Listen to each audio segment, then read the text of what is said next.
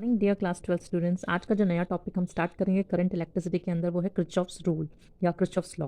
ठीक है, ये एग्जामिनेशन पॉइंट ऑफ व्यू से बहुत इंपॉर्टेंट है और इससे रिलेटेड क्वेश्चन आपके जी और नीट में पूछे जा सकते हैं। ठीक, तो जो इंपॉर्टेंट है सो इंपॉर्टेंट है, ये मत बोलना कि आप सारे टॉपिक्स को ऐसे ही बोलते कि इंपॉर्टेंट है, क्योंकि हर एक चैप्टर से कुछ ना कुछ मार्क्स का क्वेश्चन बन के आता है, वो कोई सा भी हो सकता है। ठीक है, तो हम सबसे पहले बात करते हैं किरचॉफ फर्स्ट लॉ को। किरचॉफ फर्स्ट लॉ को जंक्शन रूल भी कहते हैं या किरचॉफ करंट लॉ भी कहते हैं।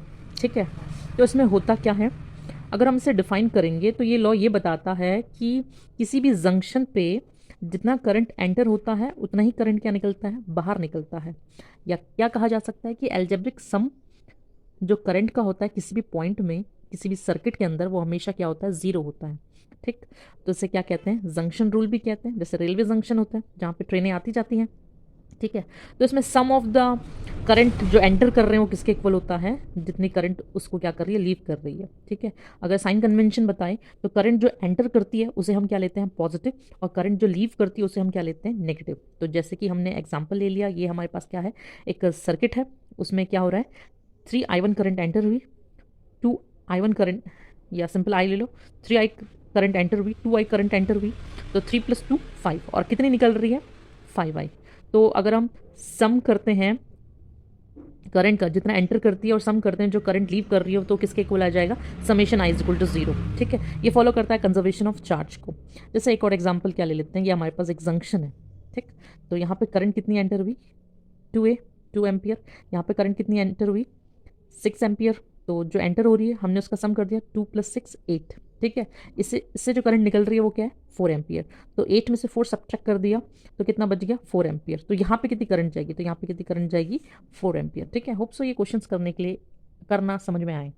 और जो नेक्स्ट हम बात कर रहे हैं वो है लूप रूल के बारे में। लूप रूल क्या बताता है, किसी भी क्लोज सर्किट में अगर हम पोटेंशियल डिफरेंस या पोटेंशियल नापते हैं ए से और उसका एंड भी करते हैं ए पे, तो टोटल जो पोटेंशियल का समेशन होता है वो किसके इक्वल आएगा, 0 के इक्वल आएगा। ठीक है, तो ये लॉ क्या बताता है हमें, एल्जेब्रिक सम जो चेंज आता है पोटेंशियल का एक क्लोज लूप के अंदर, ठीक है, रेजिस्टर से होके जब जाएगा तो वो क्या होगा, 0 होगा। या summation of E = summation of I R.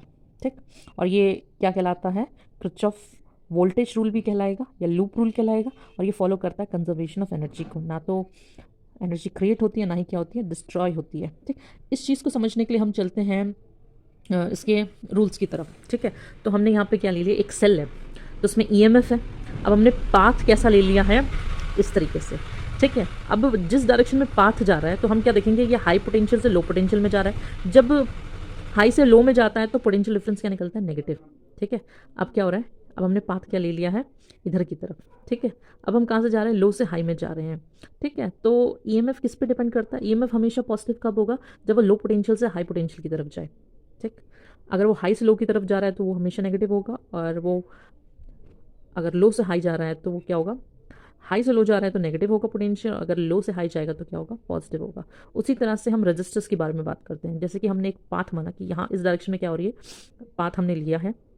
ठीक है, और करंट भी उसी डायरेक्शन में जा रही है, तो पाथ भी वही है, करंट भी वही है, तो ये कहाँ से जा रहा है, हाई पोटेंशियल से लो में जा रहा है, तो पोटेंशियल ड्रॉप होगा। या सिंपल अपने शब्दों में ये भी कह सकते हैं कि जिस डायरेक्शन में करंट जाएगी अगर उसी डायरेक्शन में हम पाथ लेते हैं तो पोटेंशियल की वैल्यू क्या होगी, नेगेटिव, और नेगेटिव क्या होगी, आई, और इसका रजिस्टर क्या है, आर है।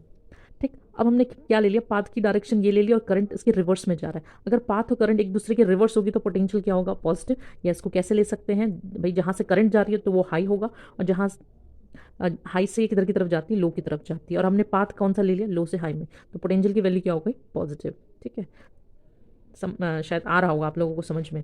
ठीक, एक दो बारी करेंगे, इन्हीं ट्रिक्स को लिख लोगे तो क्या हो जाएगा, बेटर तरीके से समझ सकते हैं। ठीक, तो किरचॉफ वोल्टेज लॉ को समझने के लिए हमने क्या लिया, एक क्लोज्ड लूप लिया। ठीक, तो ये हमारे पास डायग्राम है, ए बी सी ए। हमने पहला लूप क्या लिया है, ए बी सी ए। ठीक, अब हम यहाँ से पाथ क्या ले रहे हैं, एंटी क्लॉकवाइज। भाई तुम्हारी मर्जी है, तुम क्लॉकवाइज भी ले सकते हो, एंटी क्लॉकवाइज भी ले सकते हो। ठीक है, अगर हम इसको कहाँ से पढ़ेंगे, यहाँ से।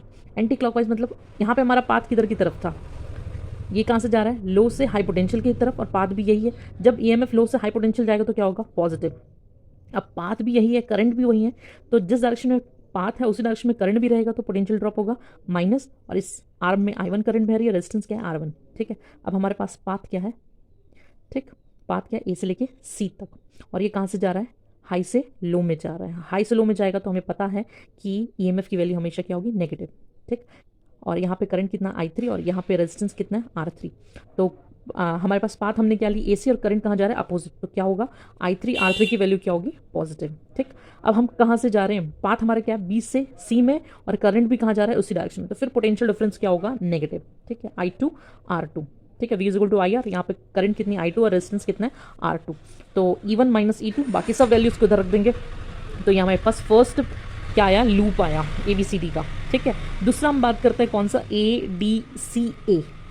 ठीक, अब हमने यहाँ पे पाथ क्या ली है, क्लॉकवाइज। ठीक है, तुम्हारी मर्जी है, तुम क्लॉकवाइज लो या एंटी क्लॉकवाइज, रूल तुम्हें पता होने चाहिए। ठीक है, इस बार हमने पाथ कौन सी ली, A से लेके C पे, और करंट जा रहा है अपोजिट, और हम कहाँ से जा रहे हैं, हाई पोटेंशियल से लो पोटेंशियल में जा रहे हैं। तो जब हम हाई से लो में जाएंगे तो E2 की वैल्यू क्या होगी, ऑलवेज नेगेटिव। ठीक है, अगर पाथ की डायरेक्शन AC है और हमने करंट कहाँ जा रहा है, अपोजिट, तो पोटेंशियल डिफरेंस क्या होगा, पॉजिटिव, I3 R3। ठीक, अब पाथ क्या है, C से D, और करंट उसके अपोजिट जा रही है, और पोटेंशियल क्या होगा, I5 मल्टीप्लाई बाय R5, और इसकी वैल्यू भी क्या होगी, पॉजिटिव। और फिर हमने पाथ कौन सा लिया है, क्लॉकवाइज, मतलब D है, और करंट अपोजिट जा रही है, फिर I4 R4 की वैल्यू क्या होगी, पॉजिटिव। यहाँ से E2 की वैल्यू क्या निकल के आती है, ये निकल के आएगी। ठीक है, one of the important topic for the examination point of view, numericals, NEET, JEE सबके लिए इंपॉर्टेंट है। ठीक है, तो ऊपर रूल जो है उसे पढ़ लो।